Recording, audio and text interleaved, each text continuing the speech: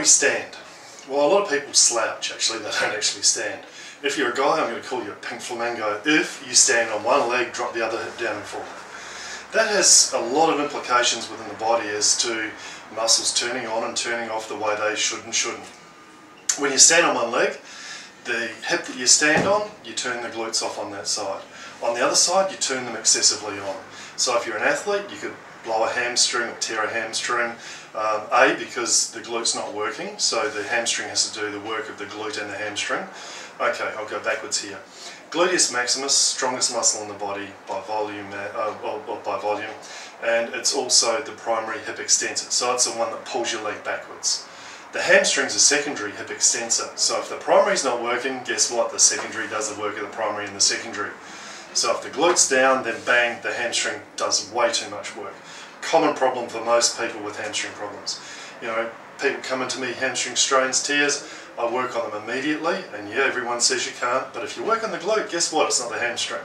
Loosen the glute up, the glute does the work, takes a lot of pressure off the hamstring, they get immediate relief. Which just proves to me anyway that the way that I think that the hamstrings, you know, they blow up when the glutes aren't working.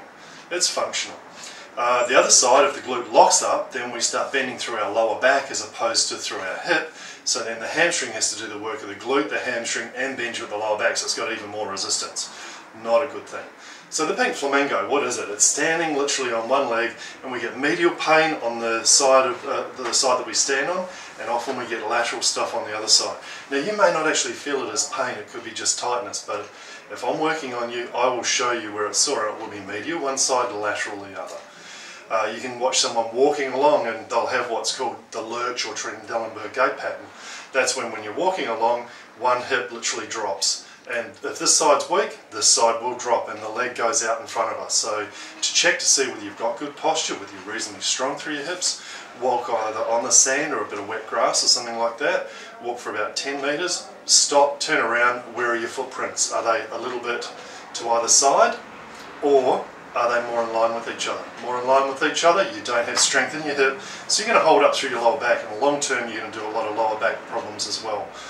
You could end up with discectomy, you could end up with fusion, you could end up with a disc bulge, you could end up with a whole heap of stuff going on. It also gives us a scoliosis, you know, because if you drop down on one side, the spine has to bend to the side that you drop down towards. So, I mean, you know, we'll talk about scoliosis later. It's too much and too involved to get into now, but there's a lot to think about. Yeah, we're given two legs, stand on them.